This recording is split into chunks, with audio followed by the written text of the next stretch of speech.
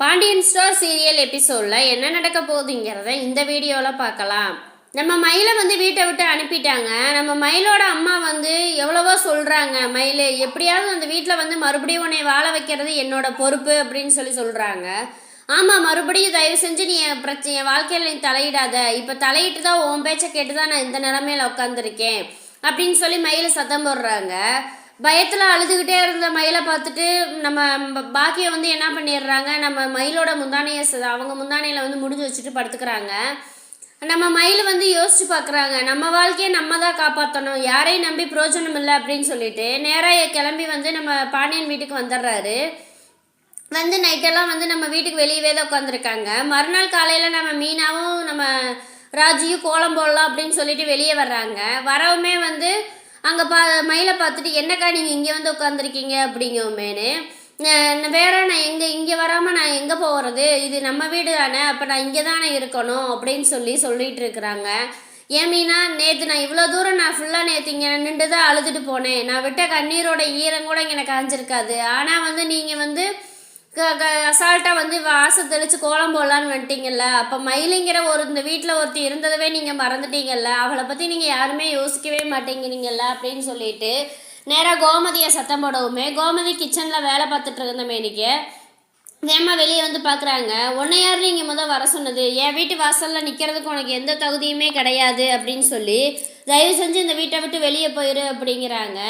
போக முடியாது நான் இங்கே தான் இருப்பேன், இது நம்ம வீடு தானே, தயவு செஞ்சு என்னை உள்ளே சேர்த்துக்கங்க, என்னை மன்னிச்சிருங்க அப்படின்னு சொல்கிறாங்க. அதெல்லாம் முடியாது அப்படின்னு சொல்லிட்டு கோமதி நீங்கள் உள்ளே போங்க அப்படின்னு சொல்லிட்டு மீனாவே ராஜியை விரட்டிட்டு அவங்களும் போய் கதவை சாத்திடுறாங்க. நம்ம சரவணன் வேமா விடு, நான் போய் அவளை என்னன்னு கேட்குறேன் அப்படின்னு சொல்லிட்டு இது பண்ணுறா. எவ்வளவோ நேரம் நின்று பார்க்கவும் யாருமே எதுவுமே இது பண்ண மாட்டுறாங்க. கோமதி நேராக என்ன பண்ணிடுறாங்க, மயிலோட அம்மா பாக்கியத்துக்கு கால் பண்ணி, என்ன உன் பொண்ணை இங்கே அனுப்பி நாடகம் போட வச்சுட்டு நீ அங்கே என்ன பண்ணிகிட்டு இருக்க அப்படின்னு சொல்லவுமேனு, மயில் அங்கே வந்துட்டாளா அப்படின்ட்டு வேமா வழியே வர்றாங்க. எல்லாரும் ஊருக்காரங்க பூரா நின்று வேடிக்கை பார்க்குறத பார்த்துட்டு கொஞ்சம் அசிங்கப்பட்டுக்கிட்டு நம்ம பாக்கியமும் நம்ம மாணிக்கமும் தயவு செஞ்சு கதவை தரங்க, நீங்களாம் கொஞ்சம் கூட நல்லவங்களே கிடையாது, உங்கள் குடும்பத்திலேயே நான் பொண்ணு கொடுத்தேன், இப்படிலாம் ஈவி இறக்க இல்லாத குடும்பமாக இருக்குது அப்படின்னு சொல்லிட்டு சத்தம் போட்டுட்ருக்காங்க. நம்ம பாண்டியனுக்கு கோவம் எந்திரிக்கிறாரு. எந்திரிச்சு இரு, நான் இவங்களை போய் வச்சுக்கிறேன் அப்படின்னு சொல்லிட்டு எந்திரிக்கவுமே, அதுக்கு முன்னாடி நம்ம சரவணன் வேமா கதவை திறந்து, இப்போ உனக்கு என்ன வேணும், நீ எதுக்கு இப்படி நாடகம் நடிச்சுட்ருக்க அப்படின்னு மயிலை சத்தம் போடுறாரு.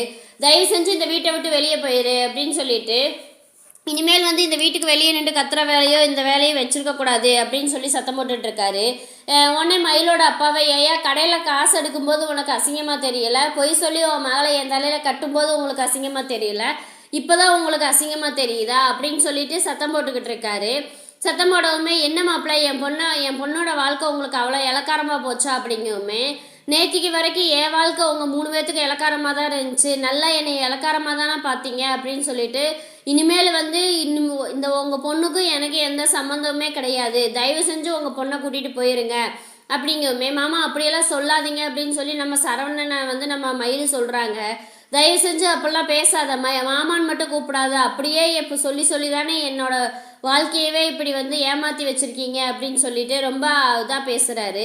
ஒரு வாரத்துக்கு முன்னாடியெல்லாம் நான் எனக்கு அப்படியே செத்து போயிடலாமா இருந்துச்சு, அவ்வளோ நரக வாழ்க்கை நீ உங்க கூட நான் வாழ்ந்தேன் அப்படின்னு சொல்லிட்டு ரொம்ப இது பண்ணி ஃபீல் பண்ணி இது பண்ணுறாரு.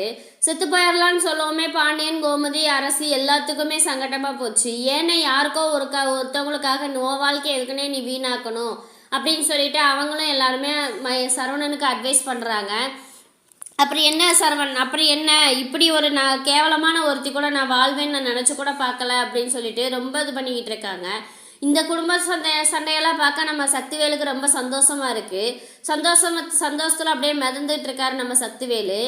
இங்கிட்ட என்னடானா நம்ம இப்போ சரவணன் பாண்டியன்ட்ட ஒரே தடவை, இத்தனை நாள் நான் உங்கள்கிட்ட எதுவுமே கேட்கலப்பா, ஆனால் நான் ஒரே ஒரு ஆசை எனக்கு நான் கேட்குற ஒன்றே ஒன்றை மட்டும் எனக்கு நிறைவேற்றி கொடுங்க அப்படின்ட்டு. என்ன சரவணா அப்படிங்கவுமே, எனக்கு இவகிட்ட டைவர்ஸ் மட்டும் வாங்கி கொடுத்துருங்க அப்படிங்கவுமே, நீங்கள் எப்படி டைவர்ஸ் வாங்குவீங்கன்னு நாங்களும் பார்க்குறோம், டைவர்ஸ்லாம் நான் வாங்க விட மாட்டேன், நான் கொடுக்கவும் மாட்டேன், என் சொத்தை வித்தாவது நான் கேஸ் நடத்துவேன், மறுபடியும் என் பொண்ணு இந்த வீட்டில் வாழுவா அப்படின்னு சொல்கிறாங்க. நான் வாங்கி காட்டுறோம் பாரு அப்படின்னு நம்ம சரவணனும் செந்தில் சவால் விடவுமே, அப்போ என் ஜீவனாம்சம் நாங்கள் கேட்போம், என் பொண்ணுக்கு மொத்த சொத்தையும் எழுதி மொத்த சொத்தையும் கொடுத்துட்டு நீங்கள் அனாதையாக தான் ரோட்டில் நிற்க போகிறீங்க பாரு அப்படின்னு சொல்லிட்டு பாக்கியமும் சவால் விடுறாங்க. நான் என்கிட்ட இருந்து எப்படி நீங்கள் டைவர்ஸ் வாங்கிடுறீங்கன்னு பாருங்கள் அப்படின்னு சொல்லிட்டு அவங்களும் சவால் விட்டு போகிறாங்க. நீ இதுக்கப்புறம் என்ன நடக்க போகுதுங்கிறத வந்து அடுத்த வீடியோவில் பார்க்கலாம். இந்த வீடியோ பிடிச்சிருந்தா மறக்காமல் லைக் பண்ணுங்கள், சப்ஸ்கிரைப் பண்ணுங்கள்.